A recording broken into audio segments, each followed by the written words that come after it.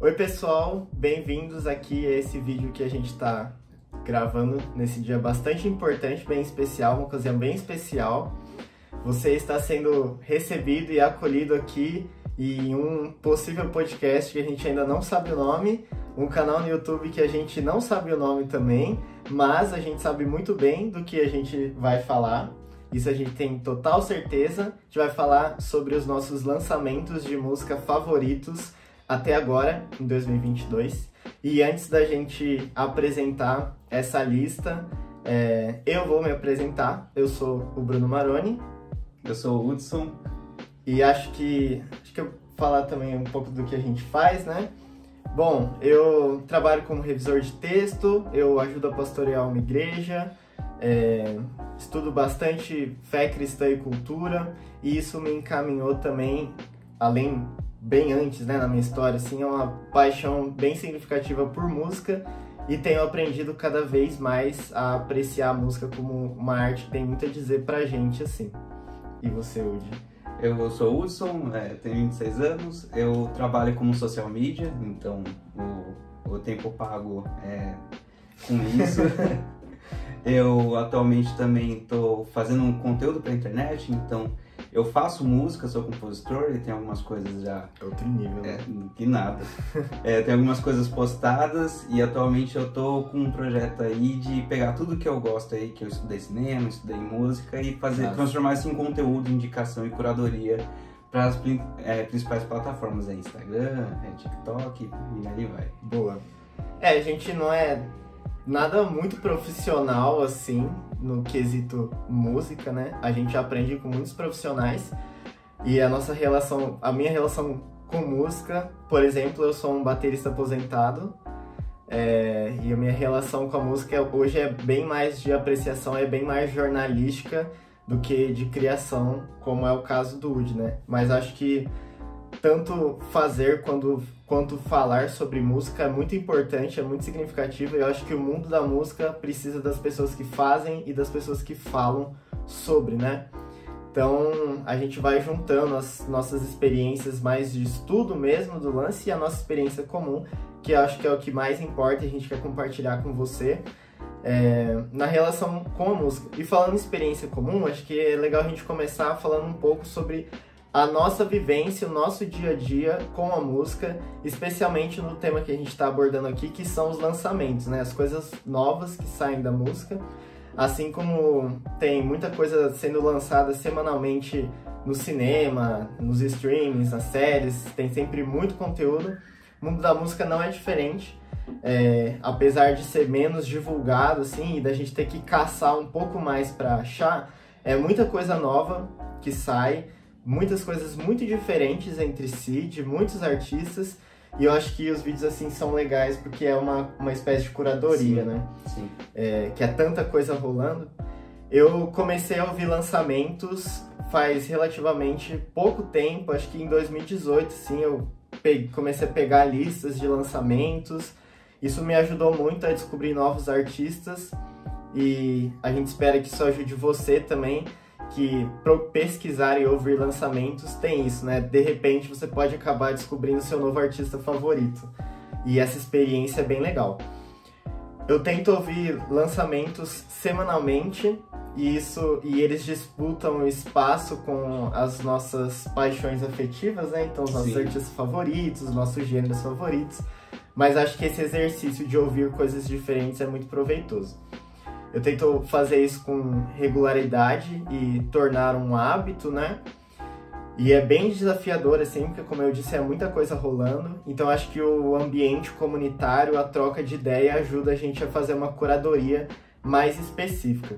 É muita coisa boa, mas a gente precisa de uma direção clara, né? Do que ouvir, assim, de como apreciar também. Eu acho que a gente pode comentar mais isso ao longo, né, da nossa conversa, que cada tipo de música demanda uma experiência de como ouvi-la diferente. Isso enriquece as pessoas, né? E a sua experiência com os lançamentos. Então é engraçado você falar essa relação, assim, de só apreciador e também alguém que produz, né? Que faz. Que por muito tempo eu toquei em bandas de jazz, em várias coisas, eu me coloquei aí, tocando. Então, por muito tempo eu fui só o cara do instrumental. Então, eu tinha até dificuldade de ouvir a música e prestar atenção na letra quando era música popular. Então, eu via muitos caras do jazz fusion, essas coisas. Eu era aquele adolescente, nada, bitolado mesmo, assim, antissocial, nem olhava na cara das pessoas. E foi só depois de alguns anos, assim, que eu fui começar a me interessar por música pop mesmo, né? Então, se interessar por essas listas de lançamento do ano. Então, até hoje, quando eu vou ver essas listas, eu comecei a me interessar mais por música pop, pelo rap e tudo mais. Se deparando ali, né?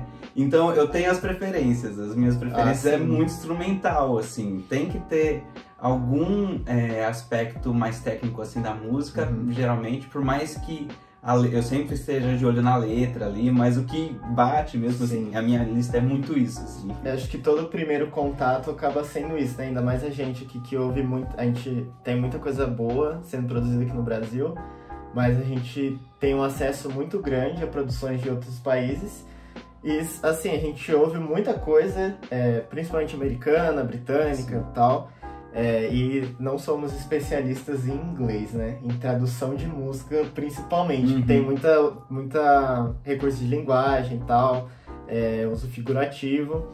Então, acho que essa construção da sonoridade como um todo é o primeiro convite, o primeiro contato que a gente tem com a música. E ainda antes da gente entrar na lista, uma coisa que eu achei muito curiosa é que nós fechamos as nossas listas, né, o nosso top 10, separadamente. E aí a gente falou, se alguma coisa for auto-excludente, a gente troca e tal. Mas foi muito curioso que não tem nenhum álbum igual. E eu acho que foi uma sintonia involuntária, porque algumas coisas eu pensei assim, não, disso que eu conheço, do que eu conheço do Hudson, ele vai colocar esse disco. Então eu vou deixar espaço para ele colocar, ele provavelmente vai saber falar muito melhor que eu. E eu coloco outro artista aqui no lugar. Por mais que você tenha gostado, né? Eu também. Tenha gostado. Teve coisa que eu ouvi que eu gostei, mas não, isso daqui é do Bruno falar, deixa eu cuidar das outras coisas aqui. E aí entram as afinidades, né? Porque é a curiosidade musical da gente e esse desafio de ouvir coisas diferentes, né? Talvez que mais novos, assim, a gente não tinha essa articulação, mas não deixa de ter as afinidades. E é desafiador porque também, assim, às vezes você vai ter as afinidades e vai pensar, não, é muito legal, gosto muito, mas não é pra estar numa lista de favoritos e de melhores, né? Sim.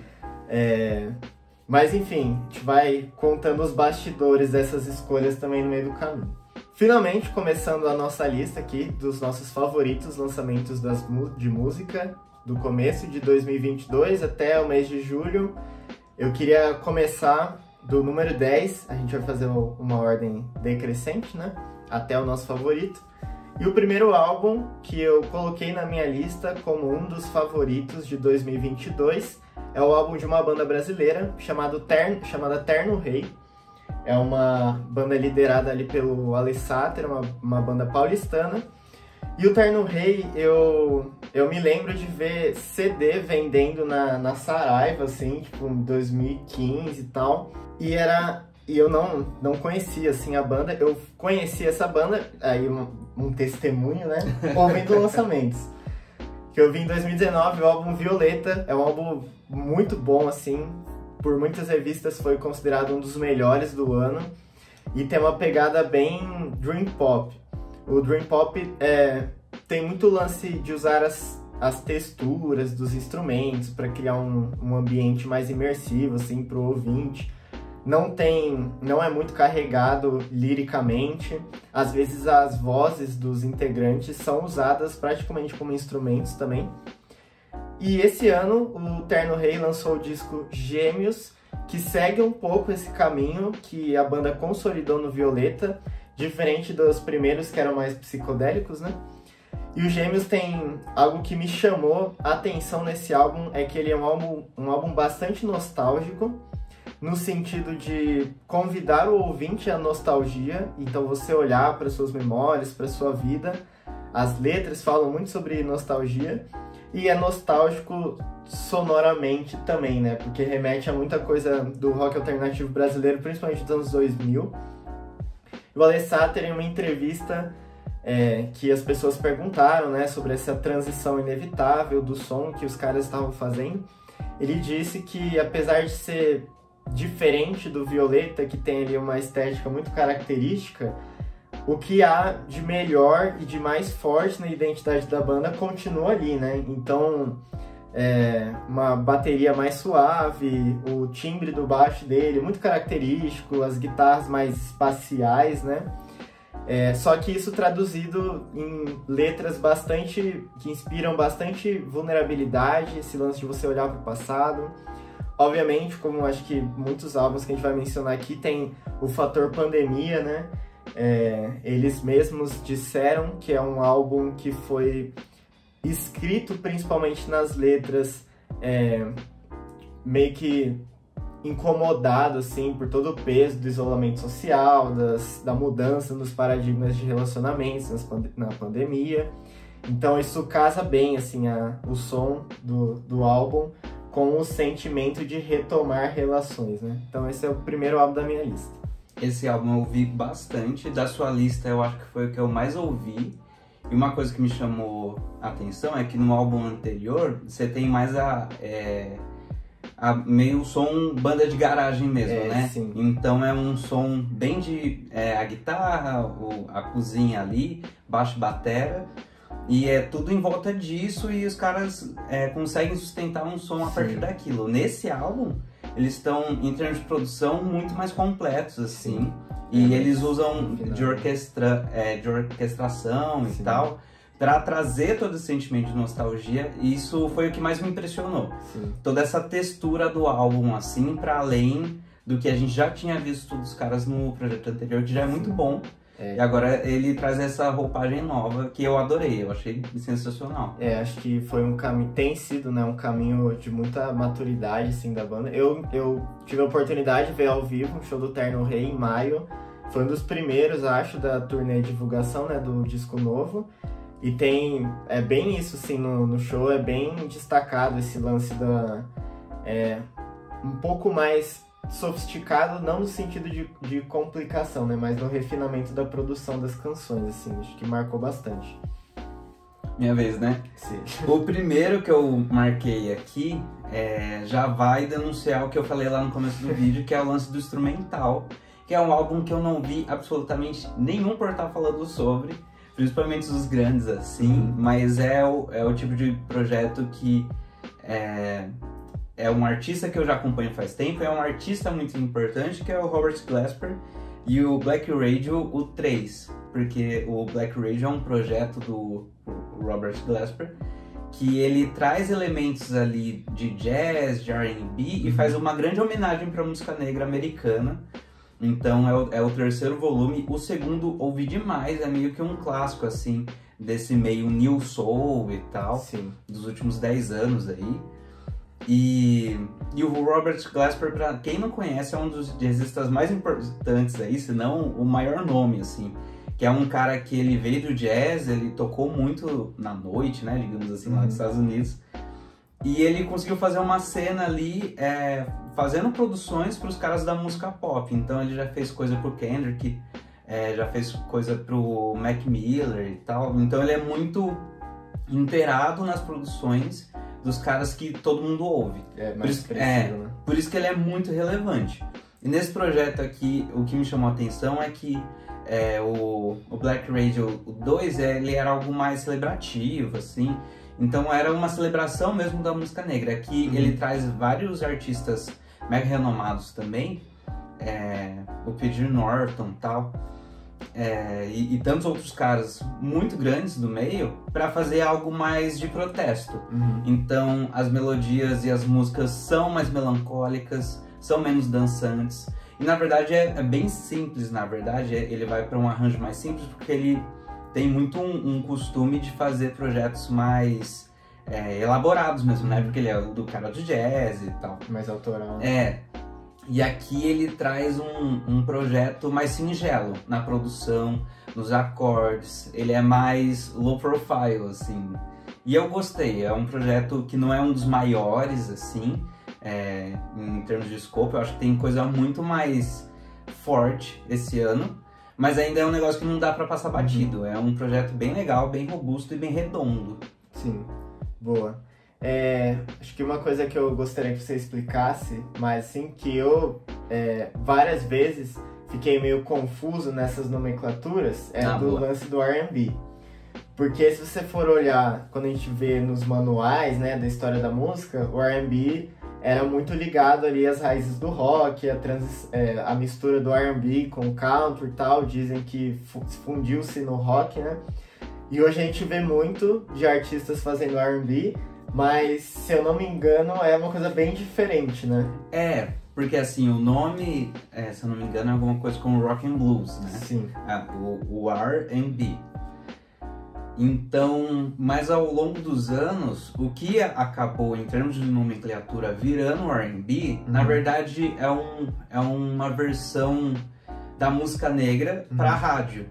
Então, sim, por exemplo, a gente ouviu nos anos 2000 basicamente isso, tudo do Akon, do Usher, todos os clássicos que a gente ouviu muito nas ruas, assim, nos anos 2000, era R&B. Até algumas coisas que a gente fala assim, clássico dos anos 70. Então, tudo que é música popular negra, assim, acaba entrando nessa categoria, porque vai pegar vários elementos do jazz, do rock e tal, que nasceu nos negros, assim, lá dos Estados Unidos, e vai trazendo uma roupagem mais popular para rádio. Sim. Então acaba, em resumo, e talvez seja um resumo até, resumo demais, mas para talvez explicar para quem não conhece ou não teve contato nenhum com o termo, é isso. É música dos negros norte-americanos mais popular, com uma roupagem mais popular. Então, e é meio difícil você rotular assim, porque ao longo dos anos o estilo foi mudando muito. Até do que foi nos anos 70, assim, a Aretha Franklin já era considerada R&B, e daí você pode colocar ela também na categoria de soul, né? E as mesmas coisas hoje. Hoje é uma galera completamente diferente, assim, que é uma roupagem completamente nova, mas continua sendo música feita por negros, ou não só exclusivamente, mas principalmente, com elementos da música tradicional norte-americana afro, né? Sim. Então é mais ou menos isso, nessa roupagem, e esse álbum é um bom exemplo disso, porque ele é bem consciente de trazer essas raízes e trazer um projeto novo e tal, com uma roupagem nova. Eu acho que o lance do R&B, eu até vi o título, a manchete, assim, de um artigo em um site que chama You Discover Music. É bem legal. Não li inteiro, mas que me chamou a atenção, que fala sobre... fala que o R&B revitalizou a música pop contemporânea. Não, total.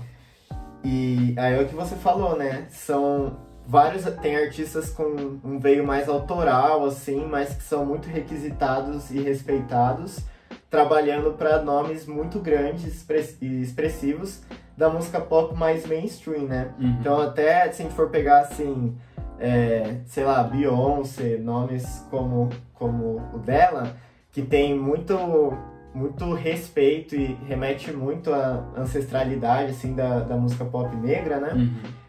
Eu acho que é exatamente o que você falou, uma roupagem nova pro R&B sendo traduzida para um público muito grande. E a gente vê em outros trabalhos, tá? Acho que The Weeknd tem um pouco isso também. Então acho que é bem isso de revitalizar a música pop com as raízes da música pop negra, que a nomenclatura pode ter atravessado vários gêneros, né? Mas entrou, acho que mais no mainstream hoje. Bom, a gente falou aqui dos Estados Unidos, eu falei do Brasil, e agora eu queria ir do Brasil e dos Estados Unidos até a Noruega, para falar sobre o nono álbum da minha lista, de um artista que chama Sondre Lerche. Eu não sei se é assim que fala o nome dele, tá? Mas a gente vai disponibilizar em algum lugar essa lista por escrito, então você pode copiar o nome, colocar no Google Tradutor em norueguês e ver se é assim mesmo. Mas o Sondre Lerche, ele é um cara que é definido assim dentro do indie pop, e o indie pop eu identifico como a música mais alternativa e diferente do indie rock, não tão dependente da sonoridade das guitarras, né? Daquilo que você comentou, guitarra, baixo, bateria. Só que ele é bem elástico, assim, ele tem uma sonoridade bem elástica. E não é simplesmente porque é fora do eixo típico, né, da música pop e do indie. Mas no álbum que chama Avatars of Love, tem muita orquestração, tem muito uso de cordas, e aí tem algumas faixas que elas são bem acolhedoras e sensíveis, assim, enquanto tem outras que acho que isso tá o lance de ser bem autoral, né? Que o cara faz lá uma faixa de 10 minutos, que inclusive uma delas eu achei que já tinha acabado, porque ficou mó silêncio, e depois voltou com uma abordagem totalmente diferente. E eu acho que o adjetivo básico que eu daria para esse disco e que me chamou a atenção, assim, além das letras são muito bem construídas, é aquele disco que exige do ouvinte mais de um mergulho, né, para apreciá-lo, porque o Sondre Lerche, ele tem uma voz bem aveludada, bem sensível, e isso já é convidativo, mas é meio que só um primeiro passo para você desbravar ali um território, ou meio que um mar sonoro que ele oferece. E eu diria que eu sempre procuro um álbum com esse adjetivo, né? Mas nessa lista, esse é o meu álbum chique. Porque é muito chique, é muito sofisticado, mas assim, muito acolhedor também, se você tem essa coragem para enfrentar as sutilezas que ele coloca nesse disco. É bem recompensador, assim, a experiência de ter contato com um artista fora do eixo comum e que vai propor para você coisas bem diferentes. E coisas familiares também, né? São surpresas familiares, que eu descobri, por exemplo, que uma das principais referências musicais dele é da bossa nova. E a gente percebe isso ali no meio das orquestrações, da coisa mais indie pop, principalmente arranjos de violão, acordes de violão que remetem muito à bossa nova. E ele chegou a estudar violão de bossa nova com artistas brasileiros e tal, então achei bem legal esse disco. Eu acho que eu nem esbarrei com esse álbum. Assim. Esse eu só vi no AllMusic, que tem vários, né? Mas não achei em nenhuma outra revista, assim. Muito bom, fiquei curioso. O meu próximo aqui é de um artista que eu já acompanho há bastante tempo, que tem aquela categoria de álbum, de novo, né? Que não faz tanto barulho, que as pessoas não comentam tanto, mas por ser de um artista que você já conhece há bastante tempo, que você acaba ouvindo, prestando atenção e até colocando numa linha cronológica. Sim. Que é e agora o nome é complexo aqui. Chloe and the Next 20th Century, Father John Misty, que é um álbum eu acho que é um álbum muito de maturidade aqui. A gente falou do Terno Rei, que traz alguns elementos de orquestra e tal. Aqui tá de novo, e parece que é uma recorrência em vários projetos do ano, assim, esse negócio da orquestra. Comentar isso. Parece que é um negócio recorrente. E o Father John Misty é um cara do folk. Ele fez um dos melhores álbuns, sei lá, dos últimos 10 anos, assim, que é o Free Comet, que é sensacional. Então ele é um cara com um humor muito ácido, mas ao mesmo tempo tem uns arranjos muito bonitos, muito grandiosos. E ele fez um álbum muito grande lá para 2017, e os últimos projetos dele, ele foi um pouco diminuindo de escopo, indo para... E você olhando de longe parece projetos menores, menos interessantes, mas na verdade ele tá cada vez mais saindo dele mesmo para contar outras histórias, assim. E esse álbum é um retrato disso, que ele decide fazer um negócio que é completamente fora dele, assim, não é um álbum sobre o Father John Misty, é um álbum sobre, sei lá, elite branca, coisas sobre esse tipo, assim, coisas de época também, tem uma roupagem muito do jazz dos anos 20, sim, anos 40. Na capa já.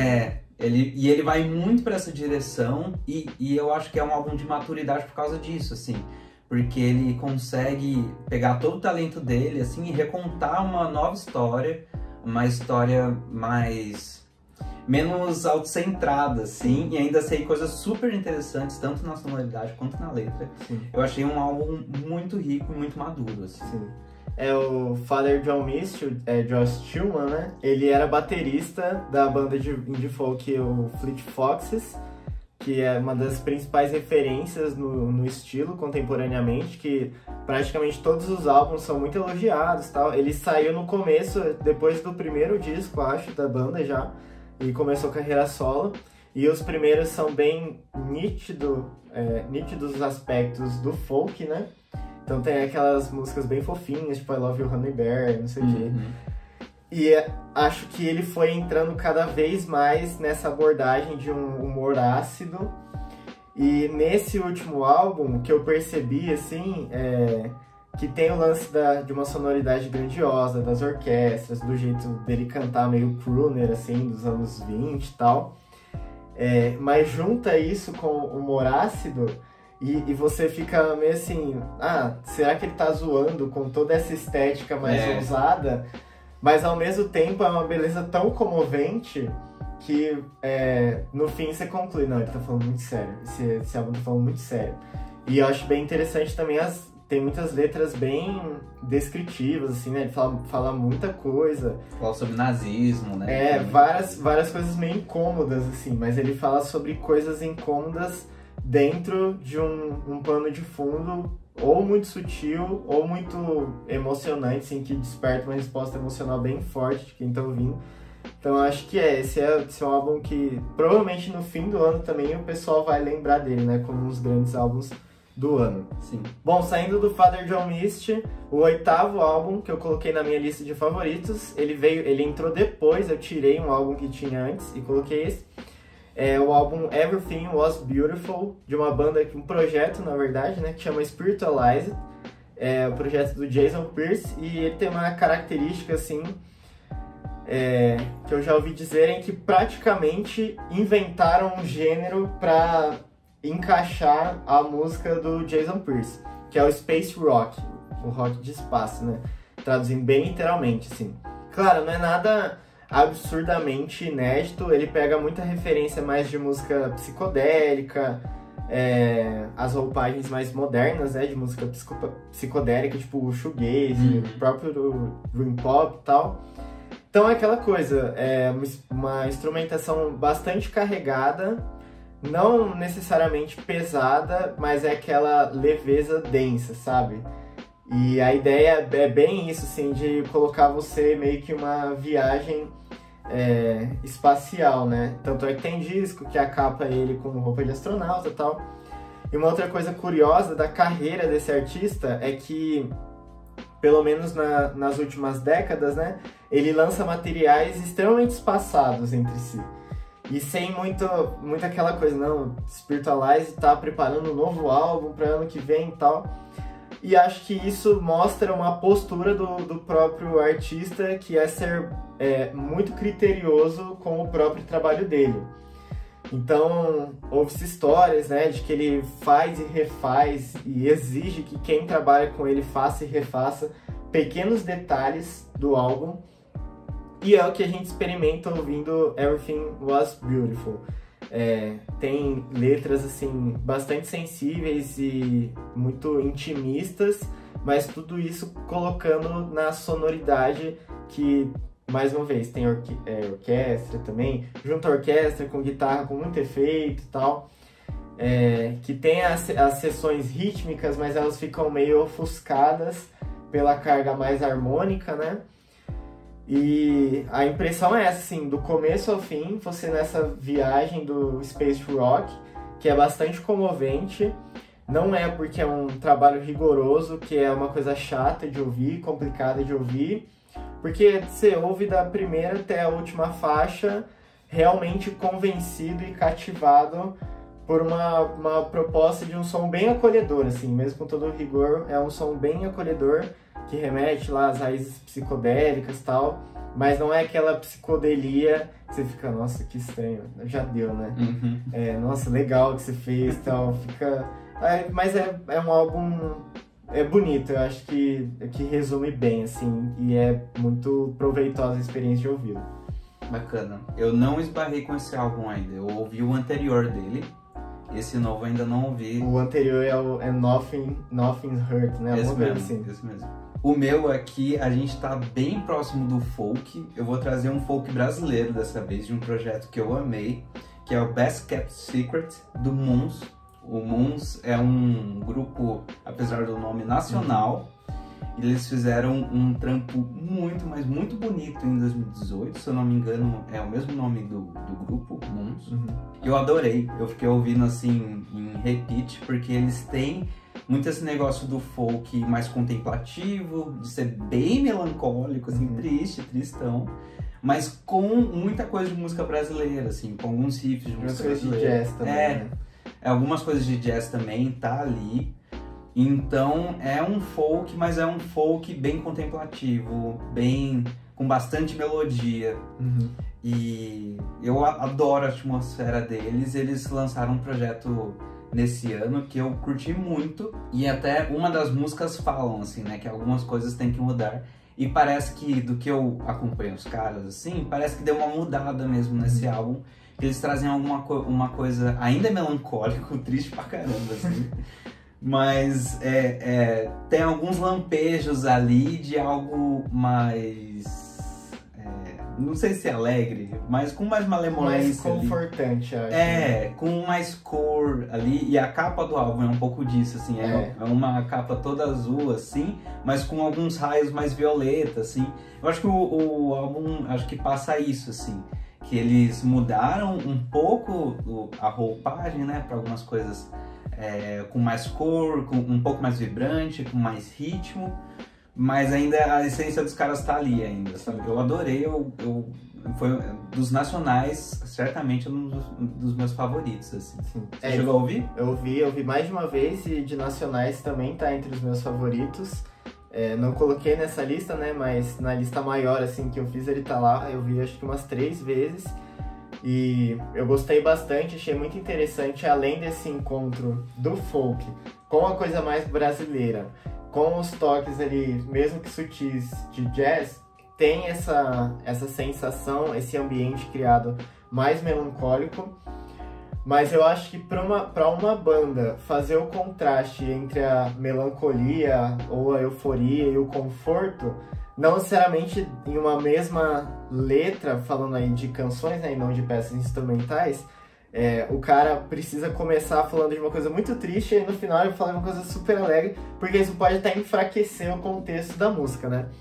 Mas eu acho que a própria sonoridade e a música como um todo, né, ela trabalha nesse lance da tensão e do alívio.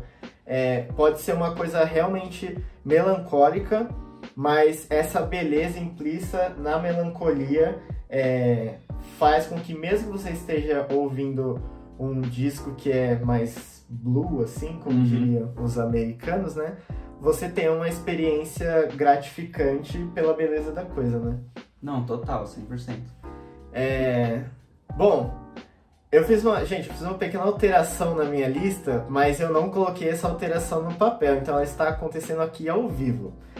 Um disco que chamou muito a minha atenção, que minha esposa ouviu muito aqui em casa, inclusive, no carro, enfim,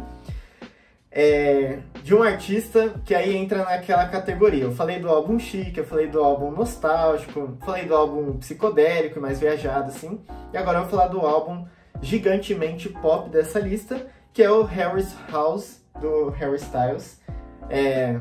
De novo, é um artista que, se não fosse pela curiosidade musical, assim, eu não ouviria. Lembro, inclusive, de várias discussões familiares na época que as minhas irmãs eram Directioners e tinha um pôster no quarto e aquela coisa. E era um terreno nada propício para troca musical, porque eu ouvia rock progressivo e elas ouviam One Direction. Não tem nada a ver, assim, né? Mas a transição para a carreira solo do Harry Styles, que foi a carreira solo que deu certo, né, dos artistas do One Direction, pela ousadia, assim, acho, no estilo, e ele realmente é um excelente letrista e tal, que às vezes o contexto da fórmula boy band, isso acaba sendo mais limitado. No Harry's House, que é o terceiro disco solo dele, depois do... como chama o primeiro? Não é Sign of the Times, É o single, é o single, né? É o single. Enfim, não vou lembrar agora. Mas o primeiro álbum dele, que é de 2017, que já tem uma coisa... Tem faixas bem de rock, assim, muita guitarra. Tem um lance de um jeito de cantar mais ousado, assim, mais grandioso, que é inclusive esse single, né? Que foi curioso, porque é um single que fez bastante sucesso, apesar do contraste grande com o que se conhecia dele no One Direction. O outro álbum dele, que tem os hits tipo Adore e o Watermelon Sugar, que ninguém aguenta mais ouvir também, sendo bem sincero, eu não sei se foi sei lá, uma iniciativa de se manter mais no mainstream, assim, apesar das diferenciações. É um álbum legal também, só que é aquela coisa que você ouve e você pensa, é divertido. E aí tem o prejuízo de você ser desgastado por músicas que tocam muito em tudo quanto é coisa. Mas ele chegou esse ano com o Harris House, foi lançado em maio, se não me engano, e é um álbum bastante completo. Ali acho que se encontram muitas das canções que podem ser consideradas das melhores dele, uma carreira curta ainda, né? E que a gente espera que se mantenha nesse ritmo de qualidade. O Harris House, o título é inspirado em uma música da Joni Mitchell, que foi uma artista pop, folk, né? Ali dos anos 70. Quem assiste This Is Us sabe bem quem é a Joni Mitchell, que é a Rebecca de This Is Us, gostava muito de Joni Mitchell. E a Joni Mitchell, que fazia esse folk rock mais pop, assim, com letras bem intimistas e tudo mais. Não é só a inspiração no título, mas ele tem um som que remete muito a isso. E uma coisa que é legal é que é um pop bastante mainstream, que teve todo aquele lance que bateu recordes de plays nos streams, não sei o que, de toda a história, assim, vendeu muito também. Mas é um pop mainstream menos sintético, que isso se dá simplesmente pelo uso de mais instrumentos do que recursos digitais, né, que a gente vê bastante.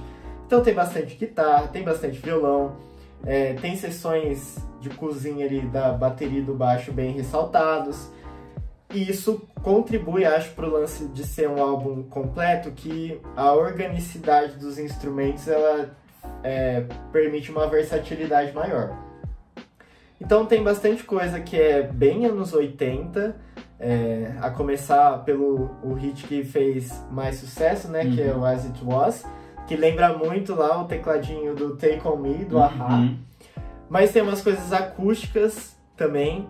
As coisas acústicas são as mais delicadas, mas os críticos especializados dizem que, olha, essa faixa mais delicada é a mais ousada dele comparado ao que já estava sendo feito, né? E é legal que não é um disco conceitual, mas tem muito a ideia do lar, né? Do que faz algo ser um lar para você. Também tem a ver com o contexto da pandemia, do deslocamento e tal, separação das pessoas. E ele fala bastante sobre o significado de um lar.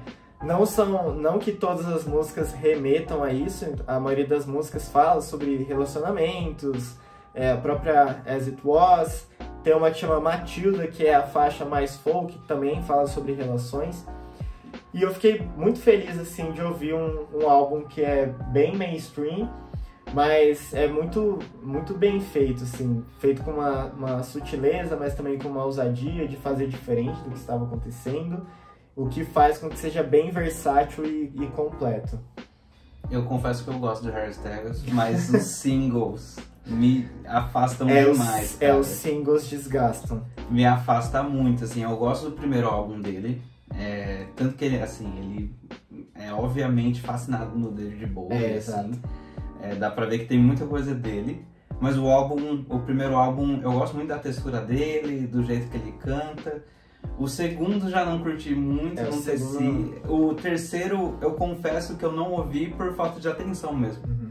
Mas, assim, eu gosto do primeiro, até o momento. Não, o primeiro é melhor, assim. Eu acho que é o primeiro, o terceiro... O segundo fica bem pra trás, acho, Acho que até na questão de autoridade artística, assim. Porque isso é legal também, né? Que eu imagino que seja muito difícil estar na pele desses artistas pop muito grandes que tem pressão de todos os lados do mercado, né? Então você fazer um trabalho expondo a sua criatividade mesmo, insistindo na sua criatividade, deve ser bem recompensador. E aí, assim, só que o cara já tem a figura dele, tem as músicas boas, e isso contribui para que continue tendo uma expressão muito grande. Então faz shows muito grandes e tudo mais, esgota tudo. Mas eu gostei bastante, assim, acho que tenho a esperança de que esse disco reverta a coisa que ficou mais estranha ali do outro, que é praticamente só single que desgasta.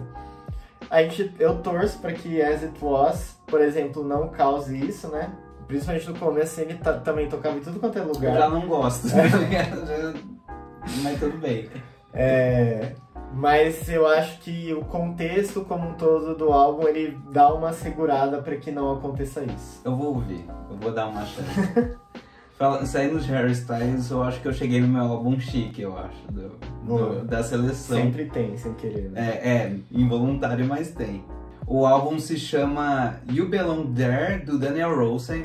Esse é chique. Eu achei um negócio muito estranho, mas que me chamou muita atenção. Não consegui parar de ouvir quando descobri ele. Ele é um dos membros do Grizzly Bear, que é um grupo aí do alternativo, um dos mais relevantes ali, né? Os caras amam, assim, a galera do alternativo americano e tal. Adoro esses caras.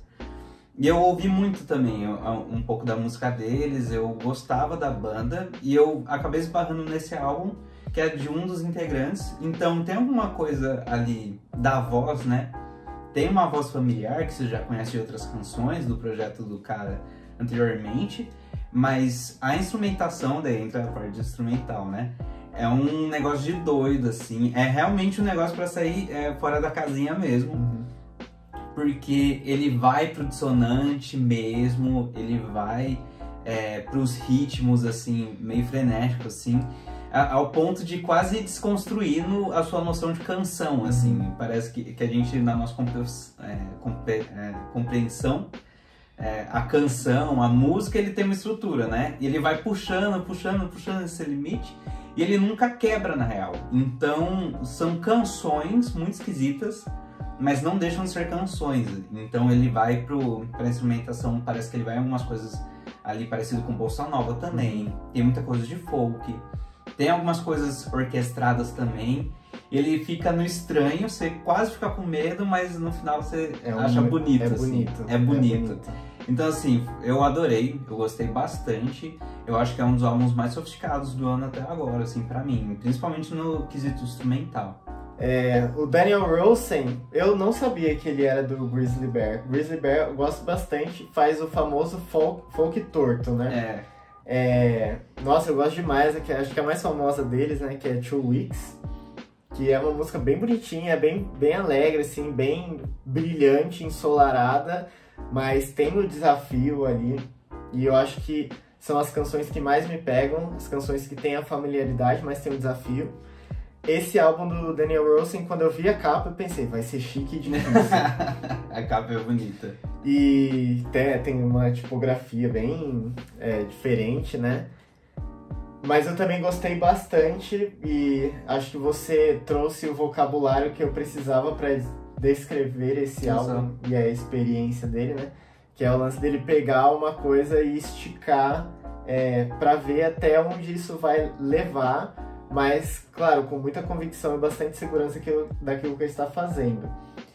E eu acho que o chique vem pelo lance do desafio, e o que faz um disco trazer essa sofisticação é ele se propor ao ouvinte entrar no desafio de um som que é bonito e tal, tem partes bem comoventes, assim, eu lembro que eu vi no carro, indo para algum lugar, no fim de tarde.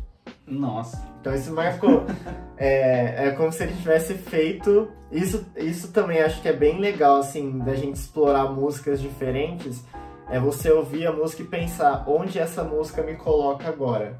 Pode ser no lugar que você está, ressignificando o lugar que você está, ou fazendo você imaginar que está em outro lugar, né? Sim. Nesse caso eu não precisava imaginar porque já era o contexto perfeito.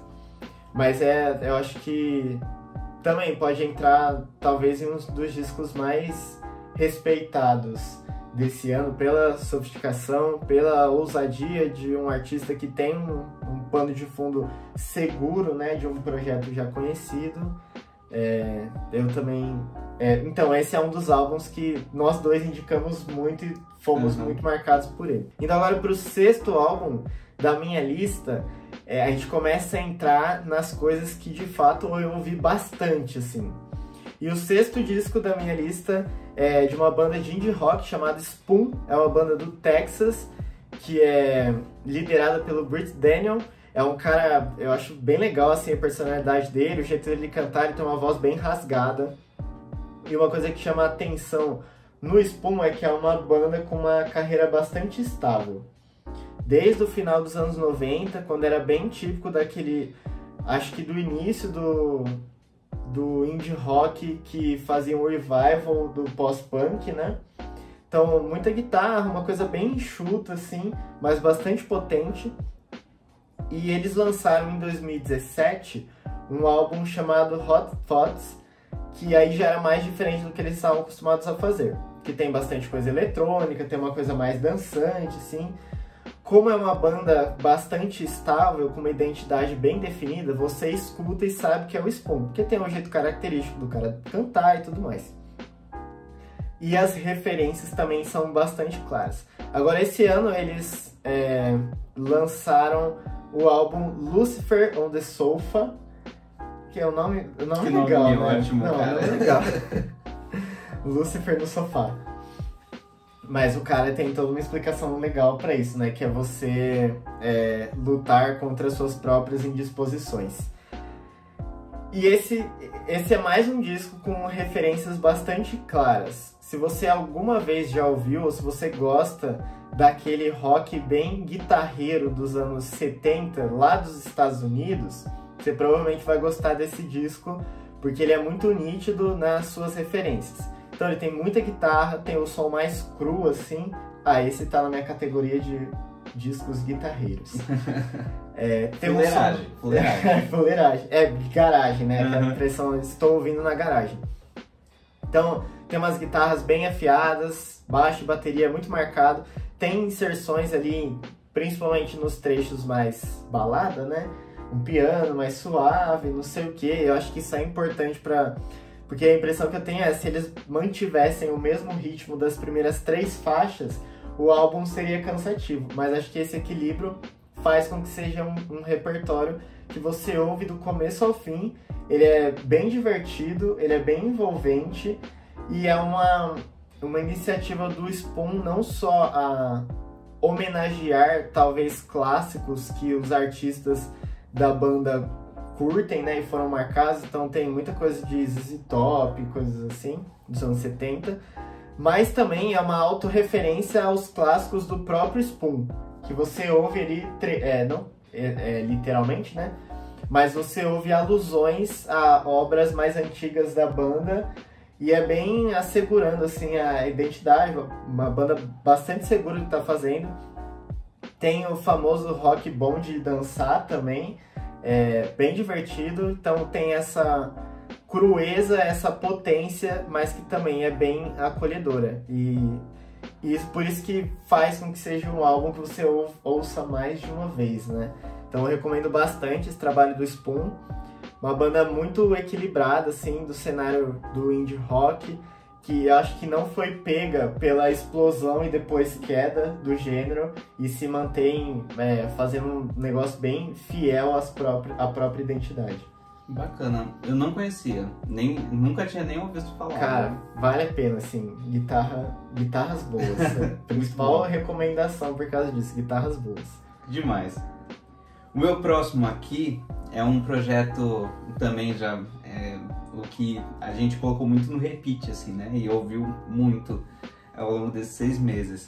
Eu coloquei um aqui que, pela primeira ouvida, eu não ia colocar, mas depois o álbum foi crescendo pra mim, que foi o Quantas Vezes Você Já Foi Amado, do Baco Exu do Blues. Uhum.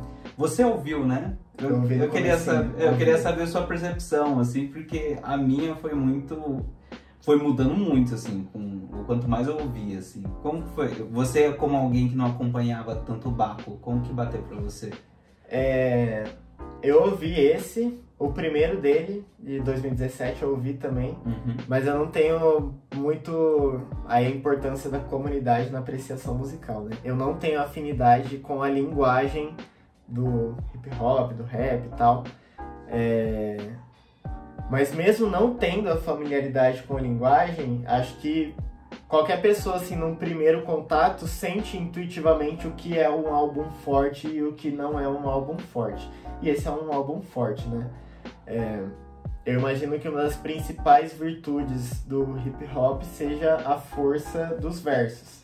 Se for falar em força dos versos, esse disco tem versos muito fortes.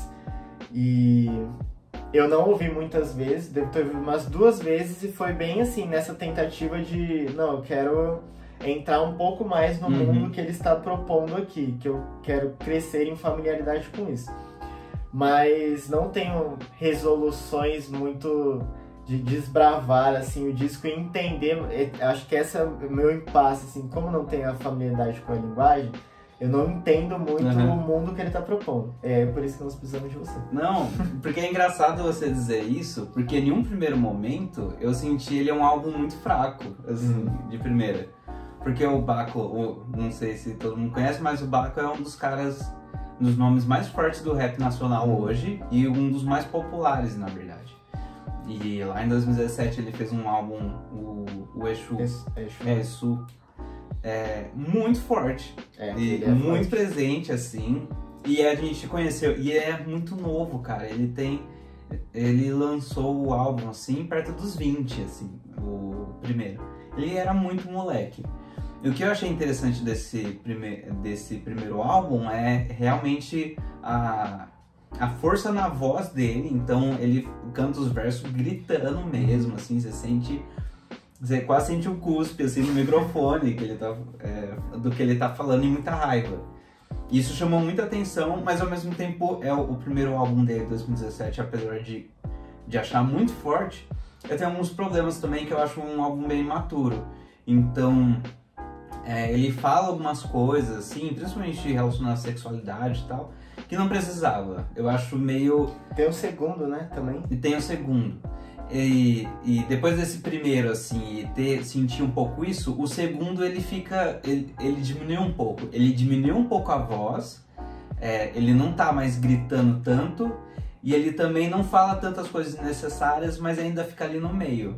E ainda é um álbum bom também, mas eu também acho ele meio irregular. Tem ótimas faixas e tem algumas que acho fácil de desapercebido. Nesse álbum, ele passou um tempo fora, tal, tanto que ele tratou algumas questões de saúde mental, que ele tratava nas músicas, inclusive, assim, e voltou maromba, que antes ele era gordinho, assim, voltou maromba. Está na capa. A primeira coisa que eu vi, que é isso? O que aconteceu com ele? E veio um álbum de love songs, e o que acontece também, eu acho que é importante falar isso, gastar um pouco de tempo nisso, porque o Baco tem 2 segmentações, que é o primeiro dele, que é as músicas mais políticas, e as músicas de amor. E as músicas de amor, assim, são as que disparadas, as que todo mundo conhece. Sim. Tem gente que é capaz de você ter ouvido na rua já, de tão conhecido. E ele fala de sexo mesmo, fala de sacanagem, bem explicitamente. E daí quando chegou esse álbum aqui, principalmente do jeito que ele começa e tal, e o tema, né, quantas vezes você foi amado, eu já vi, pronto, ele decidiu fazer um álbum inteiro só de love song. Daí eu ouvi a primeira vez e abandonei. Ele é mais soft, assim, né, ele é mais tranquilo, o Baco praticamente não grita nesse álbum, ele é muito mais, mais love song mesmo. Daí eu deixei, mas depois de um tempo eu fui ouvindo e eu vi uma entrevista dele falando assim, ele só falando assim, ó, se você ouviu esse álbum e você acha que é sobre sexo, você tem sérios problemas mentais, vai procurar ajuda. Daí eu fiquei, cara, o que eu perdi? E eu fui ouvir de novo e eu vi um álbum e um artista muito mais maduro.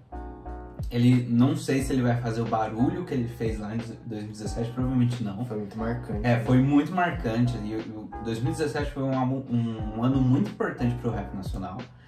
Mas, independente disso, é um álbum que ele decidiu pegar essa estética do love song, então músicas muito românticas e tal. Ele fala sobre relacionamento, mas na verdade ele decide pegar toda essa roupagem pra falar sobre ele mesmo, pra desconstruir essa imagem da carreira toda dele, de um cara durão, de um cara que grita, se ela é sentimental ou não. Então, ele se repaginou, ele tá muito mais maduro, ele tem muito mais coisa pra dizer. E inclusive, eu acho que foi o primeiro álbum dele que as coisas que ele fala sobre sexo, assim, não me incomodam. Então acho que ele tá mais localizado, ele sabe mais o que usar, mesmo que seja pra chocar, assim. Ele sabe mais o que usar. E eu achei muito sensível esse lance de você pegar a estética do Love Song pra fazer uma letra quase existencialista, assim. Sim. Então foi um álbum que eu tive que ouvir muito pra pegar isso. É um álbum de maturidade, assim, por isso que eu coloquei Tão Alto na lista, assim. Eu gostei bastante e tem uma das melhores faixas, assim, do ano, tranquilo, por causa dessa complexidade, que você tem que ouvir mais de uma vez, porque se você passa batida, você... Sim. Agora, você falando assim, eu lembrei, né, que a primeira vez que eu ouvi, que tem um toque lá das coisas mais existencialistas, no meio... Não, eu acho que não é um álbum de protesto esse, né, não senti muito isso assim. Mas quando eu ouvi esses traços mais existencialistas, eu pensei, nossa, esse não era o artista que eu já tinha ouvido, né? É isso. Mas eu acho que isso é um bom exemplo também de autoridade de autoridade criativa, autonomia criativa, e até expressa isso na entrevista que você viu, né? Que é o cara meio que expondo as próprias mudanças do trabalho dele. Porque às vezes, e acho que a gente tem essa tendência, né? Sempre que tem várias notícias, o cara mudou o estilo da música dele e ninguém mais quis ouvir. Então o cara tem que ser corajoso para confrontar os ouvintes e talvez mostrar assim, não, beleza, gente. E é muito difícil quando tem um trabalho muito marcante antes, né? Não é só isso. Aí também ter a coragem de, não teve o mesmo impacto, mas é tão legítimo quanto, né? Não, total. E tem até o lance de... Ele já fazia isso nos outros projetos dele, mas nesse daqui tá bem latente o lance de valorizar os samples nacionais. Então o sample é uma amostra de uma música de uma outra pessoa, tal, que você usa ali para construir a sua, resignificando aquilo, né? E ele usa bastante isso, principalmente nos vocais, assim, né? Isso tá muito presente. E na verdade ele dobrou a aposta, né? Ele era conhecido pelas Love Song, então não, beleza, vamos fazer a música romântica de um jeito novo, assim. Sim. E eu gostei, acho que foi um bom resultado. Aí já tá um álbum que semana que vem eu já vou ouvir de novo, reaprendendo. Bom, saindo do hip hop e agora indo para um campo aberto que eu tenho mais familiaridade, eu queria recomendar aqui o disco This Is a Photograph, de um artista chamado Kevin Morby. Kevin Morby, ele tem, acho que já uma relativamente extensa carreira solo. Ele também já participou de um projeto chamado Woods, que é bem assim, blues rock, folk rock e tal. E esse This Is a Photograph é um álbum bastante pessoal, falando primeiro dos temas e das letras, né? E tem uma história que ele foi marcado, se não me engano, o pai dele teve meio que uma parada cardíaca, assim, ou algo do tipo mais grave, clinicamente. E depois desse episódio, o Kevin Morby partiu para uma jornada meio autorreflexiva no Tennessee, que é considerado ali um marco geográfico, né, para os artistas do folk. E dessa jornada, marcada pelas dores familiares, reflexões sobre família, surgiu This Is a Photograph, e o próprio título, né, já diz muito. A fotografia talvez seja uma das ferramentas mais importantes para a manutenção de uma família, né? E essa é logo a primeira música, que se desenvolve de um jeito bem interessante, assim, com uns loops orgânicos. Esse é o álbum mais rústico e despojado da minha lista. Então tem o folk rock mais ardido, assim, né? Mas também tem canções muito suaves, muito sutis, que ele canta com participação de uma cantora do folk também, que é Bittersweet Tennessee. Tem uma outra música que chama A Good Act of Kindness, se não me engano. E é um álbum extenso, sim, mas essa familiaridade ela conquista logo no começo. E mais pro final vai entrando outros detalhes, né? Tipo violino, piano e tudo mais. E você termina de ouvir o álbum com essa experiência da fotografia, né? É como se o Kevin Morby estivesse mostrando para você, com todos os recursos e escolhas estéticas que ele tem, várias fotografias daquilo que o inspirou para compor o álbum. Então, ele fala de coisas bem íntimas, mas que ressoam em coisas universais, né? Todo mundo passa por reflexões a partir de eventos familiares, todo mundo pensa sobre o amor familiar, todo mundo pensa sobre vida e morte, sobre passagem do tempo, e acho que é muito belo e convidativo você experimentar canções que reverberam isso de um jeito... eu acho que é um intimismo que devolve universalidade, né, pra você e coloca você em uma posição íntima de novo. Muito bom. Eu conheci o trampo dele anteriormente, com alguns projetos e tal, mas ainda não parei o tempo pra ouvir esse álbum, mas pelo que você falou também é interessante, né? Eu ouvi falar coisas boas também. Sim. Acho que pode ser uma coisa legal na semana que vem a gente escutar os álbuns da lista um do outro. Boa. Legal. O meu próximo aqui é meio inesperado, na verdade. Eu não achei que ele estaria aqui. Ele chama Tropical Dancer, da Charlotte. Não vou saber falar esse nome. Boris Pupu, eu acho. Adgary e Boris Pupu. É isso aí. Eu conheço pouco sobre os artistas, na verdade, eu caí pelo álbum. Então eu vi em várias listas, assim, absolutamente todos os portais que eu acompanho, assim, eu ouvi falando bem. Notas altas. E eu fui pra ouvir. Então é uma cantora, artista negra, mulher, e um outro cara que faz os beats junto com ela. E é um dance music muito louco, assim, e é tão redondinho e é tão energético, assim, que eu tive que colocar na lista, assim. Eu achei sensacional a experiência de ter ouvido o álbum, e ele tem uma proposta de ser music dance, então é música de balada gay mesmo, assim, 200%. E ele tem essa coisa da instrumentalização de ser algo muito empolgante, ser um negócio contagiante mesmo no instrumental, muito bem feito, você fica hipnotizado pela repetição, né? Que dance music é muito isso. Outras bandas nessa direção também, você chama atenção pela instrumentalização que é bem construída, mas ela fica repetindo ali, e ela nisso vai se reinventando. E além disso tudo, é um negócio, um dos motivos que eu decidi trazer esse álbum também, é que ele aponta um direcionamento ali do dance music muito como uma música de resistência. Sim. Então, sempre foi assim, mas nos últimos anos foram aparecendo vários artistas nessa direção, trazendo a dance music como um negócio bem ativista mesmo, principalmente de políticas identitárias e tal. E a Beyoncé vai trazer isso, assim, muito forte. Cada vez mais, né? Muito forte, assim, o próximo álbum dela, que é Renascença, provavelmente é totalmente nessa direção. E ela não tá sozinha nessa, tem vários artistas independentes indo nessa direção. Então eu acho um álbum importante, assim. Por exemplo, esse álbum aqui, ele é muito explícito na mensagem política dele. Então ele é muito... panfletagem mesmo. Sim. E eu tenho tudo pra não gostar quando fica muito explícito, qualquer tipo de mensagem assim, eu não gostar, mas nesse caso ele foi tão descontraído, tão interessante e tava tão alinhado assim com a estética que eu comprei a ideia, assim, não, beleza, tá, como obra de arte tá muito legal, tá redondo. Então eu adorei, é um álbum que eu super ouviria de novo quando não precisasse de energia pra alguma coisa assim.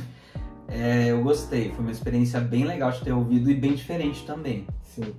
Acho que usando termos huckmakerianos, eu acho que entra num desgaste quando é um protesto ou um ativismo que usa a arte a seu favor, né? E não o contrário. E eu acho que isso é mais sutil nesse álbum, porque como você falou, é tudo muito redondo, é tudo muito bem feito, é tudo muito característico, então você entra em um negócio, um mundo bem particular, assim. Eu vi esse álbum pela primeira vez na academia. Não, é perfeito. Mas eu não sabia, né? Eu vi ligeiramente, assim, alguém falando lá numa das resenhas, um álbum vibrante, dançante, sei o que, agitado, acho que deve dar pra ouvir na academia, né? Mas é legal porque é a energia dançante protestando. É isso. E eu acho que isso quebra um pouco aquele lance da música pra dançar pra você não pensar em nada. Porque são reflexões desafiadoras, né? Tanto para quem concorda, quanto para quem não concorda também. Mas tudo entremeado em um negócio muito dançante mesmo. É um dançante refinado que lembra muito música eletrônica da Europa, né? Dos anos 90.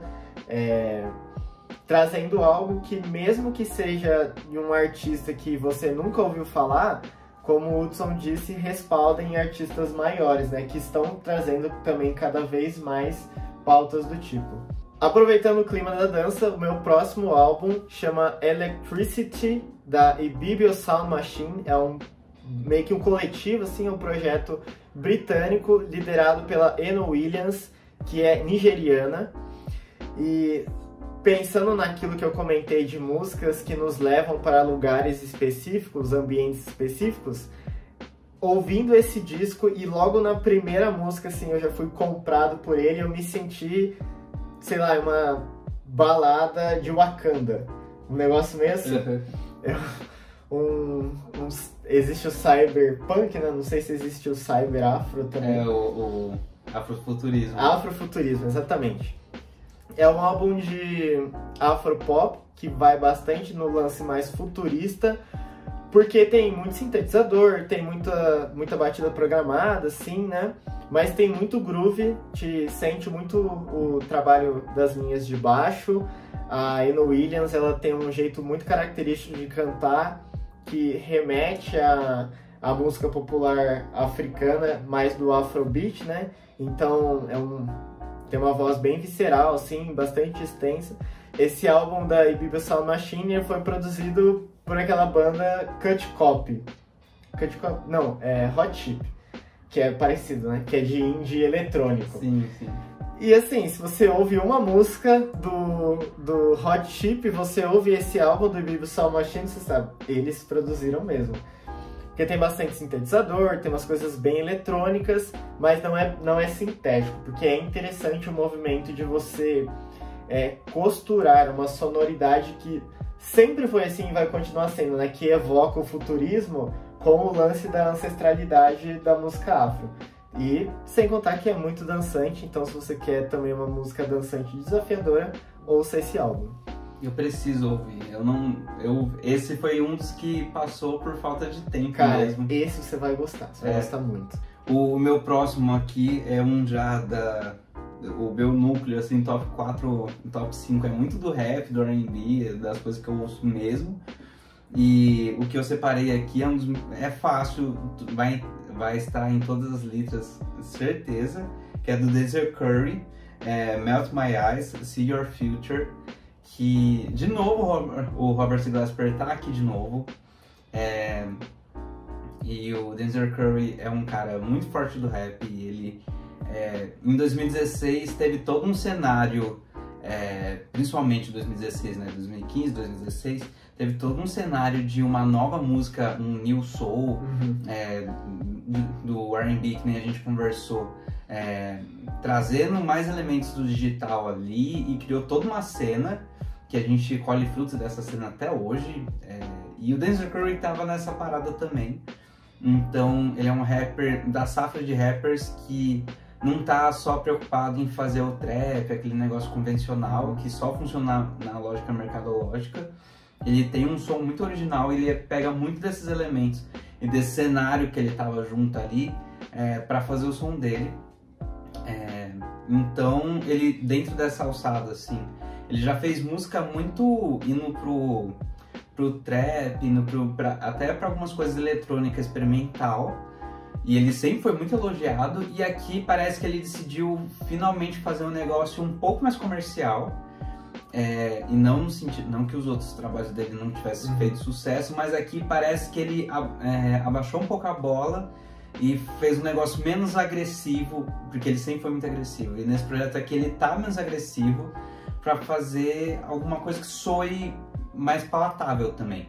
Então ele... Talvez seja por isso que eu ouvi e gostei. É a prova disso, assim, de que até eu, assim, eu ouvi os outros projetos dele e eu não ouvia muito no repeat. E esse projeto eu ouvi bastante e ainda assim é desafiador. Sim. Ainda assim, tem umas coisas bem dissonantes ali e ainda é forte, ele ainda é agressivo, mas dá pra ver que ele tá muito mais sentimental também. É um álbum mais sentimental. Isso eu senti também. E é isso, ele traz ele tem um tweet muito bom, que ele se preocupou, né, em fazer toda a parte instrumental, trazer gente grande que nem o Robert Glasper, que a gente já comentou nessa lista aqui. Ele falou assim, o Donda e o álbum do Kanye West novo e o álbum do Drake só não são melhores porque os caras não confiaram nos maiores artistas e músicos que a gente tem vivo. Então ele tem muito essa lógica, assim, que o rap, o hip hop, ele não precisa ser autossuficiente nesse sentido, assim. Ele pode e deve recorrer aos caras do jazz, aos caras do instrumental, foi o que ele fez. Então é um álbum muito mais leve do que ele já fez, apesar de ter esses momentos pesados. E eu adoro muito, os clipes dele são maravilhosos, não sei se você chegou a ver. Os clipes eu não vi ainda. Que tem alguns elementos ali de faroeste, ele pega muitos esses temas do cinema, assim. E ele até, uma das músicas da faixa, até pega algumas coisas do faroeste, assim, do tema do Ennio Morricone, parece muito, assim. Enfim, eu gostei bastante, eu já conheci o trabalho do cara, mas eu acho que aqui a gente tá olhando para um dos melhores álbuns, assim, talvez, da carreira dele, e talvez que viabilize mais ele ser visto e ser comentado, que nem a gente tá fazendo aqui agora. Sim. Esse eu ouvi, eu gostei. Não, de novo, não é o álbum que eu ouvi muitas vezes, né? Mas eu acho que chegando mais pro fim do ano, assim, quando eu for tentar reescutar as coisas importantes do ano, eu vou ouvi-lo de novo. E eu gostei que no meio tem, não lembro se é esse mesmo, mas tem umas coisas de coral, alguma coisa do tipo. Não, ou é uma orquestração? Ou não é nenhum dos dois? Eu acho que, cara, eu não lembro. Ele é tão rico assim que eu não lembro. Mas eu lembro da experiência de me chamar a atenção porque não era só a estrutura convencional do hip hop, né? Isso ele desconstrói muita coisa, assim. Eu acho ele até... Ele fica na linha tênue ali entre uma coisa quase experimental e um negócio palatável ali. Sim. Eu acho que é um dos principais virtudes do álbum. Sim. Isso chama bastante atenção. A gente viajou por vários lugares, a gente foi até o rap agora, várias vezes, né? A gente foi Agora a gente volta aqui pro Brasil, para uma coisa maravilhosa, uma obra de arte muito bem pensada, muito familiar também, muito sensível, que é o novo disco do Tim Bernardes, As Mil Coisas Invisíveis. O Tim Bernardes é um dos principais artistas da música brasileira contemporânea. Se não o, né? Se não o principal, exatamente. Ele é líder da banda O Terno, uma banda paulistana. O Terno tem uma trajetória bem característica, assim. Começou com uma coisa propositalmente bem retrô. Tem, inclusive, o primeiro disco chama 66, né? Que é a ideia do rock brasileiro bem sessentista, esbarrando ali na Tropicália e tal, que são artistas que os caras gostam muito. O Tim Bernardes, ele estudou, inclusive, academicamente o álbum, né, do Tropicália, álbuns do Tropicália. E ele, depois, óbvio, o Terno foi crescendo, amadurecendo, versatilizando, acho, a sonoridade. Então, se você ouvir o primeiro e o último álbum do Terno mesmo, são muito diferentes. O último álbum, que é o Atrás Além, tem muita orquestração, tem cordas, tem umas coisas um som meio grandioso, assim, né? Bem diferente daquele, até do Terno de 2016, que tem umas letras mais engraçadinhas, né? Bem humoradas, assim. Eu acho que Atrás Além chega a um lance mais existencial. Em 2017, o Tim Bernardes lançou o primeiro disco solo dele, que é o Recomeçar, que é um negócio pesado também. Não, é pedra fundamental, é sensacional. sensacional. O Recomeçar é aquele álbum marcante do começo ao fim. Negócio intimista da capa até o último acorde que ele toca, já que na capa é você de frente ali pro Tim Bernardes em um ambiente bem restrito, uma jornada sentimental, emocional sobre frustrações, sobre perdas, sobre esperanças, sobre si mesmo e sobre as relações, né? Dado o título Recomeçar. E nesse ano, o Mil Coisas Invisíveis traz coisas do Recomeçar, mas amplia bastante, sim, até pela proposta. E uma coisa que me chama muita atenção nesse disco é a sensibilidade de artistas de modo geral, e especialmente do Tim,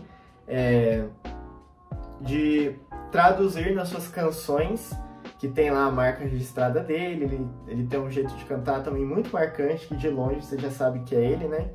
As referências cruzadas entre uma coisa mais folk, mas muito abrasileirada. As letras bem-humoradas, principalmente as mais românticas, né? Mas as mais existenciais, carregadas existencialmente. Mas ele disse também em entrevista que a ideia não era falar sobre coisas super profundas, existenciais, mas de traduzir nas canções o turbilhão de experiências do que é ser humano, né? Daí o nome Mil Coisas Invisíveis, que acho que desperta bastante a gente, porque é um disco que você ouve o artista falando sobre as coisas delicadas e mais triviais, assim, e ele meio que experimentando a partir dessa realidade comum. E isso é muito desafiador pra gente, porque é aquela coisa de uma apreciação mais vagarosa, né? O cara está cantando sobre essa experiência mais vagarosa do dia a dia e da vida, das coisas grandes e pequenas da vida, que é uma coisa que nos falta, que é bastante escassa hoje, já que tudo acontece muito rápido e a gente perde de vista facilmente as mil coisas invisíveis que tem ao redor, né? Então esse é um álbum muito completo, instrumentalmente amadurecido, assim, do que o Tim já faz. Liricamente também as letras levam você para vários cantos, assim, de si mesmo e do mundo ao redor, né? Então recomendo demais. Falando nisso, é o top 3, né? Então tem que recomendar demais mesmo. Eu preciso ouvir ele inteiro de cabo a rabo, que eu vi alguns singles. Gostei, vi gente comparando com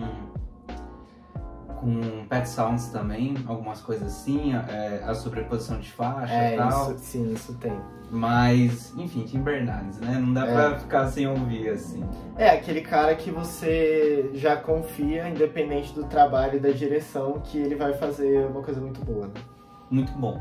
O cara que eu tenho pra indicar aqui não é um dos nomes mais conhecidos, assim, é exatamente meio contrassenso, mas sem dúvida é uma das coisas mais originais que eu ouvi, assim, nacional e internacional. Não sei se você já chegou a ouvir o Reino dos Afetos do Bruno Berli.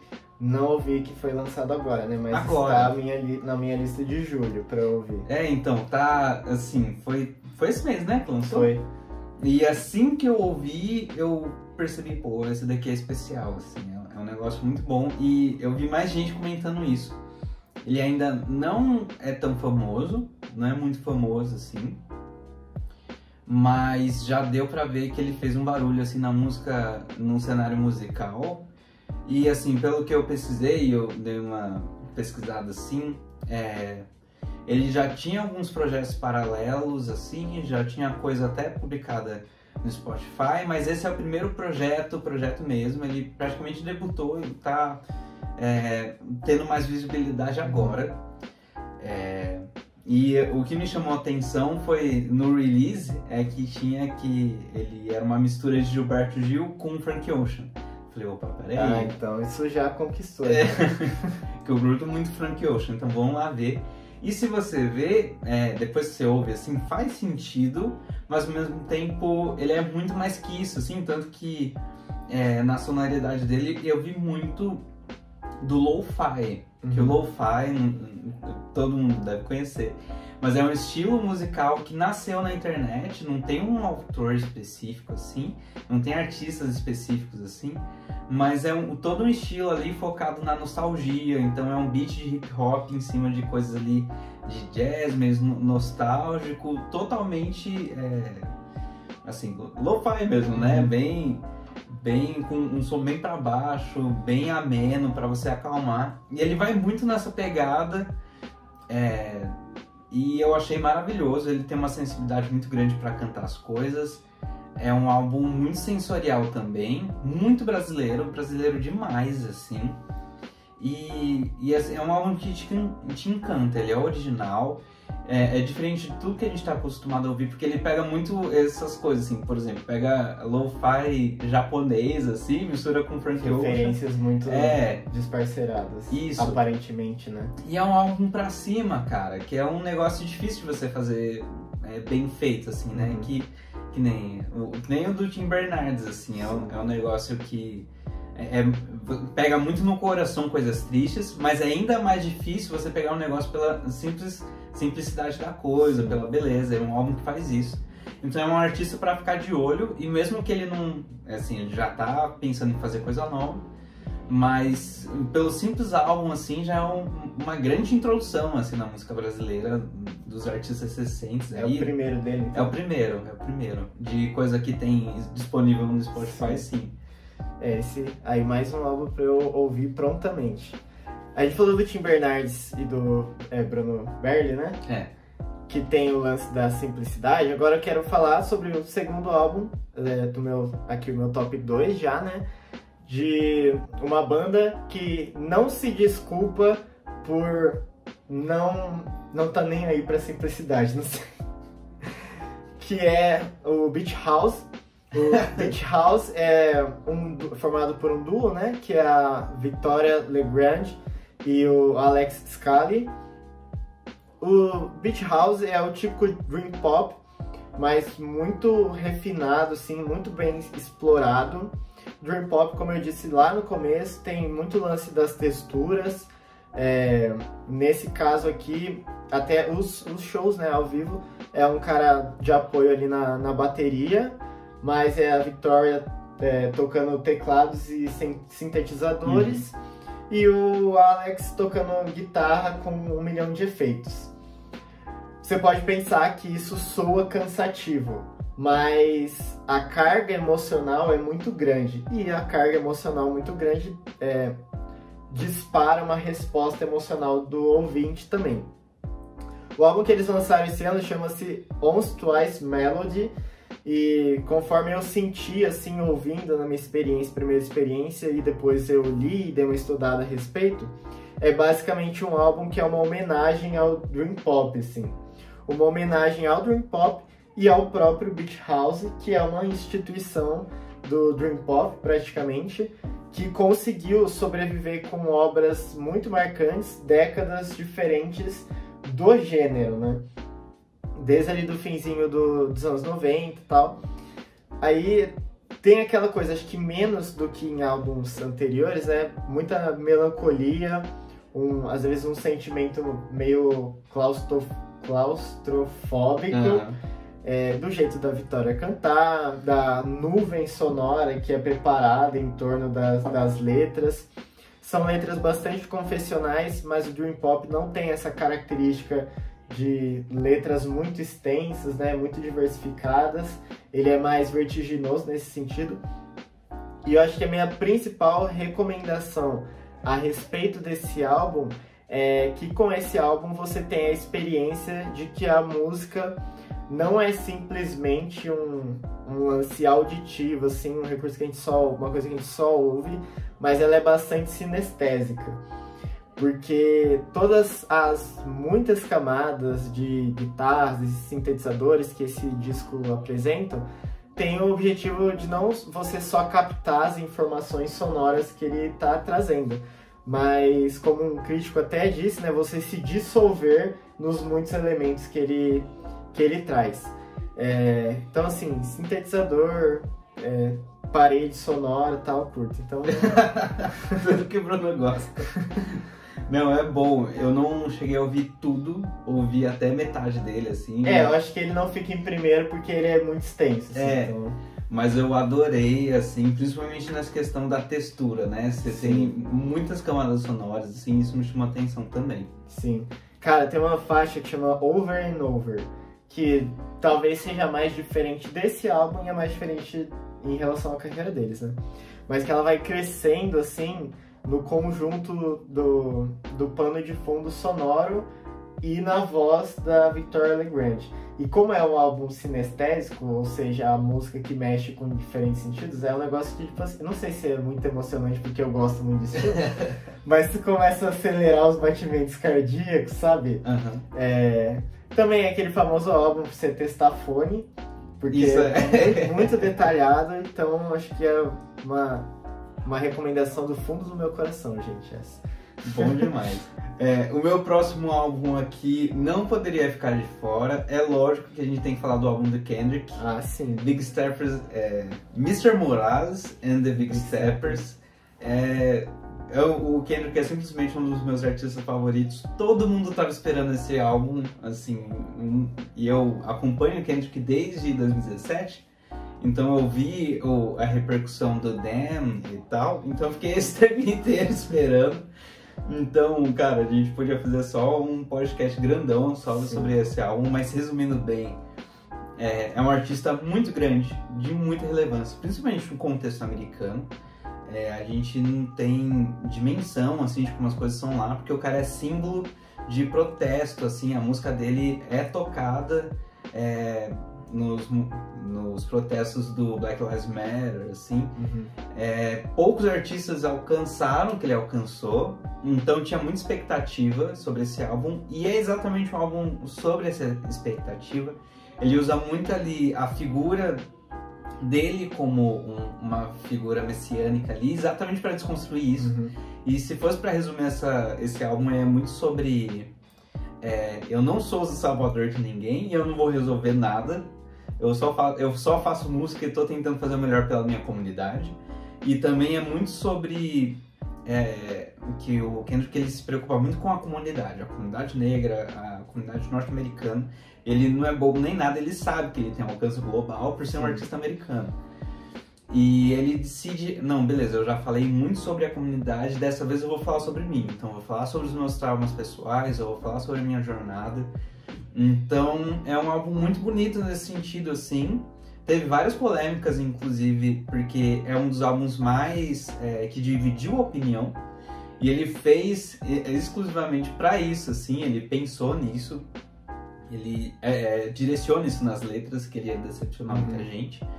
Mas no geral é um álbum, acaba sendo bonito, assim, porque acaba sendo um álbum de resolução pessoal, um álbum de cura pessoal para ele também.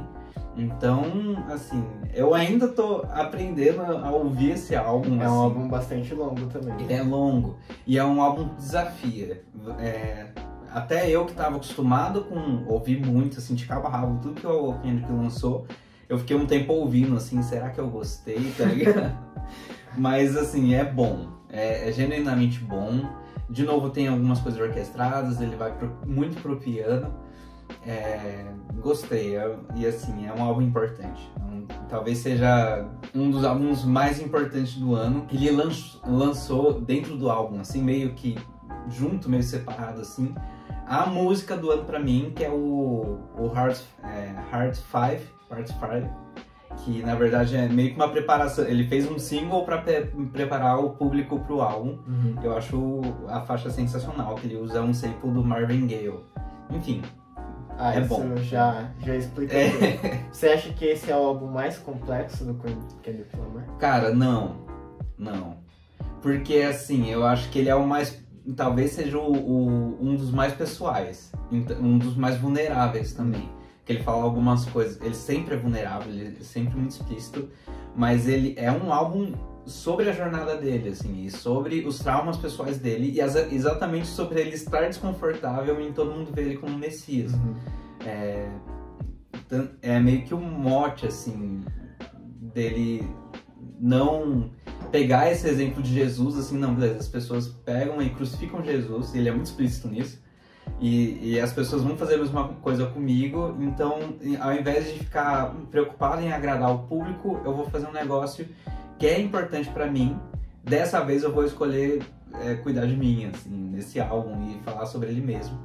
É um negócio muito louco, assim, alguém ter que fazer um álbum pra falar assim, não sou o salvador de ninguém, sabe? Não, muito corajoso. Agora eu entendi completamente a capa também, né? Que ele tá com meio que uma coroa de espinhos. E ele tá com os filhos dele, então é um negócio familiar ali e tal. Então, eu não acho que é o mais complexo, porque é muito difícil responder isso, né? Mas eu acho que é o mais, se fosse falar o mais, eu acho que é o mais pessoal, assim, em todos os quesitos. Boa. Saindo agora dos protestos, dos grandes protestos de rua, ou pra simples casa do Kendrick Lamar, pessoalmente, se você quer ouvir uma música, um tipo de música que coloca você sentado ao lado de uma fogueira no meio de um bosque bastante acolhedor, você tem que ouvir um disco novo de uma banda. Eu acho que é um indie folk mais lo-fi também, né? Chamada Big Thief.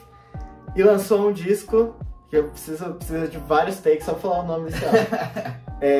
Dragon, New Warm Mountain, I Believe in You. Meu Deus. Só o título já é maior que letra, né, de música, impressionante. Mas esse, assim, também tem a característica de ser um álbum bem longo. O Big Thief é uma banda que já é muito segura também, que os críticos e o público respeitam todos os lançamentos. Eles lançaram, acho que já tem 3 álbuns anteriores. 2 foram lançados no mesmo ano, se não me engano, em 2019.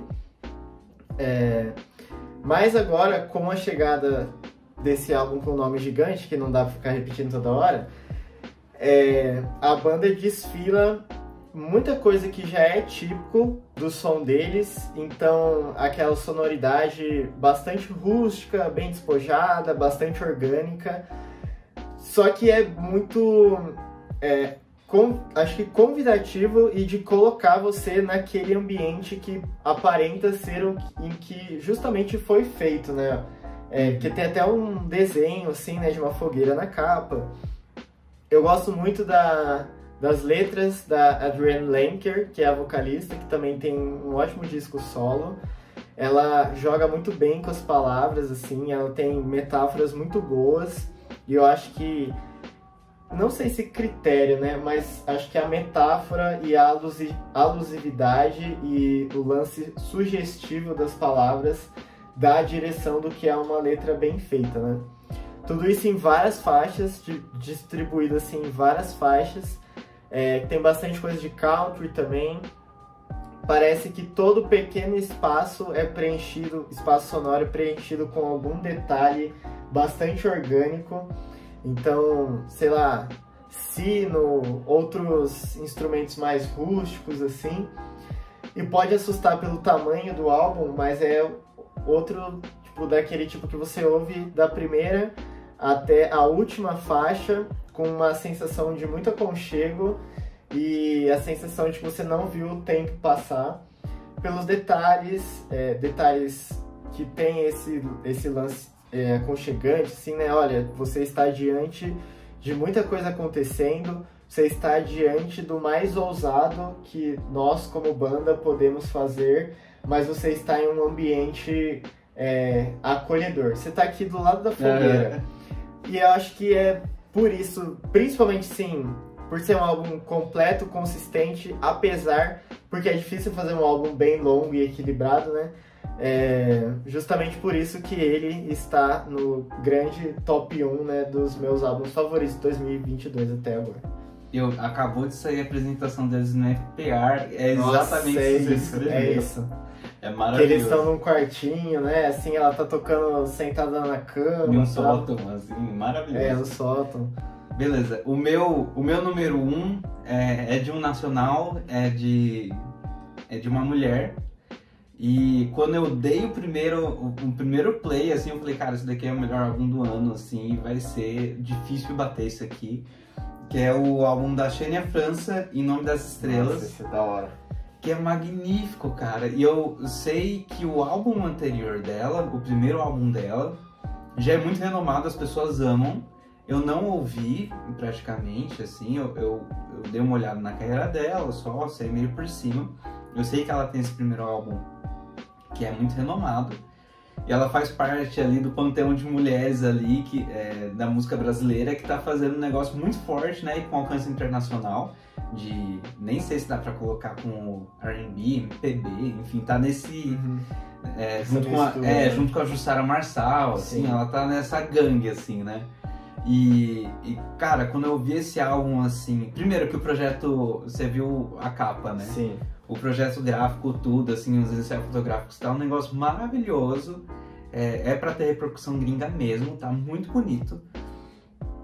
E, de novo, assim, é um álbum que tem um discurso muito claro de ancestralidade e tal. Ele vai muito pra essa questão de...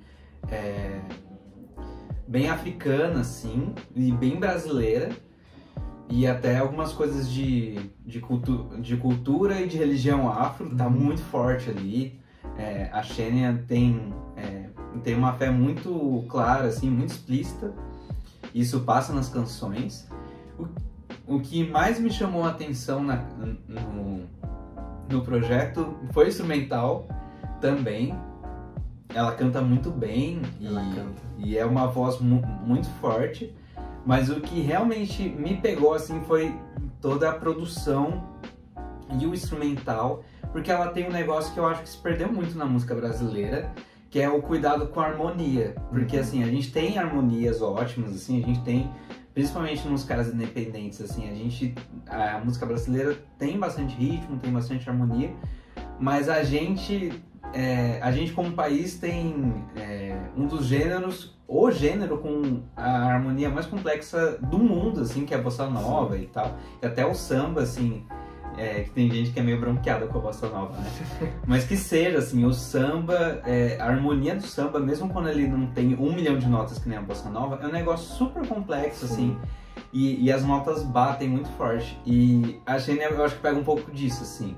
Então é um álbum, de novo, que nem me lembra um pouco os Gêmeos do Terno Rei, no sentido de ter várias camadas. De novo tem a questão da orquestração, e ela consegue, ela e a equipe dela consegue misturar muito essa questão da orquestra com a banda e com até algumas coisas digitais ali que fazem, parece que você tá vendo um negócio de novo de afrofuturismo também. Sim, isso é muito claro. Eu acho que a capa dá um pouco disso também. Mas, cara, a harmonia do negócio é um negócio que, de novo, é música popular brasileira, então ela tá fazendo canções muito belíssimas, mas a harmonia toda essa produção consegue trazer um projeto muito forte, cara. É um negócio, é uma beleza muito grande, assim, e me impressionou. Eu olhei e falei, cara, difícil isso daqui ser batido. Sim.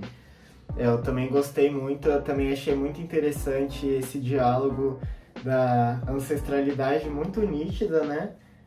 Muito enfatizada, seja na sonoridade, nas letras, com os toques futuristas, né? Porque acho que isso quebra aquela coisa, não, tá, beleza, falar de raízes, sei lá, culturais, religiosas, vai fazer algo que soa arcaico. Mas não necessariamente, né? Acho que é uma tradução que e inclusive eu acho que isso dá mais expressão internacional pra coisa, né? Você unir o digital com o orgânico mais não sei se regional, assim, mas uma coisa de identidade muito forte da própria terra, né? Sim. Não, você resumiu bem esse negócio de ser meio contrassenso, assim, né? Sim. Fazer um negócio sobre raízes, mas olhar pra frente. Sim. E tem tudo a ver com o futurismo, assim, né? Sim. Enfim, é muito bom. Eu achei sensacional. Maravilhoso. Gente, Xenia França, Tim Bernardes, Big Thief, Beach House, Kendrick Lamar. A gente falou aqui de muita coisa boa, que provavelmente, se a gente fizer uma outra lista no fim do ano, ou se você se deparar com alguma lista aí pela internet, muita gente vai aparecer de novo. A nossa ideia foi não só apresentar aquilo que nos marcou, que marcou a nossa experiência com a música nessa primeira parte de 2022, mas também apresentar como eu disse, quem sabe seu novo artista favorito, sua nova banda favorita, desafiar você não só no hábito de ouvir coisas novas, mas de ouvir coisas diferentes. Então você pode se encantar com a linguagem do Dream Pop, mas também pode se apaixonar pelo refinamento do hip hop. E eu acho que essa é uma lição bastante importante que nós dois temos nessa conversa, e a gente espera que se estenda a você também participando dessa conversa. Foi muito bom conversar sobre tudo isso, sempre bom falar sobre música. E você tem alguma mensagem de esperança, não sei?